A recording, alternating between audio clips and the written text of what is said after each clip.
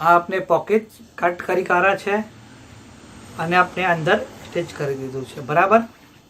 હવે આ જે નીચેની લેન્થ છે એ આના ઇક્વલ લેન્થ પર છે, તો આપણે આને આમ બરાબર પ્લેસ કરશું અને આને સ્ટિચ કરી લઈશું। જે નીચેનું છે જે આપણે પાર્ટ ક્રોસ કટ કરવું છે ઉપર આવશે, જે નાનો પાર્ટ છે જે સેમ લેન્થનો એ હા સ્ટિચ કરશું। પહેલાં આપણે સ્ટ્રેટ સ્ટિચ કરી દઈશું, પછી આ જે છે આપણી સાઈડ એને ક્રોસમાં સ્ટિચ કરશું। આપણે સ્ટ્રેટ જ સ્ટિચ કરશું, લેकिन આપણે ક્રોસ કટ કરો છે એ ક્રોસને આપણે સ્ટ્રેટ સ્ટિચ કરશું આમ। તો શું આ પોકેટ આમ ખુલી જશે।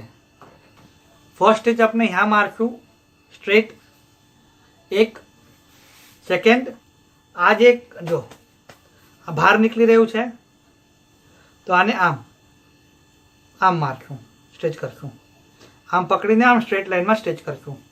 સેમ વે સામને બાજુ બી આપણે પેલું પોકેટ અટેચ કરીએ, પછી 1 ઇંચ જેટલો ગેપ રાખજો, 1 થી 1.5 ઇંચ જેટલો, પછી બીજું મૂકજો, બીજું પોકેટ સેમ વે 1 ઇંચ જેટલું રાખજો। નહીં, 2 પોકેટ અટેચ કરશું, પછી આપણે બેલ્ટ લગાવશું। બેલ્ટ છે આમ અને આમ, આપણે બેલ્ટ લગાવશું। બેલ્ટ લગાવ્યા બાદ આપણે આ ત્રીજું પોકેટ મૂકશું, 1, 2 અને 3 સ્ટિચ કરશું।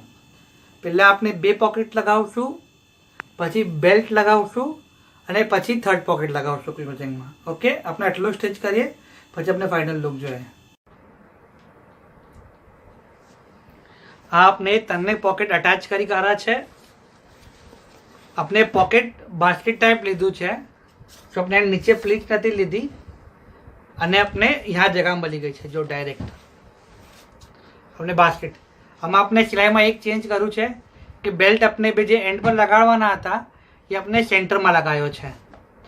જો આપણા 3 પોકેટ વાળું વોલ હેંગિંગ પાઉચ રેડી થઈ ગયું છે।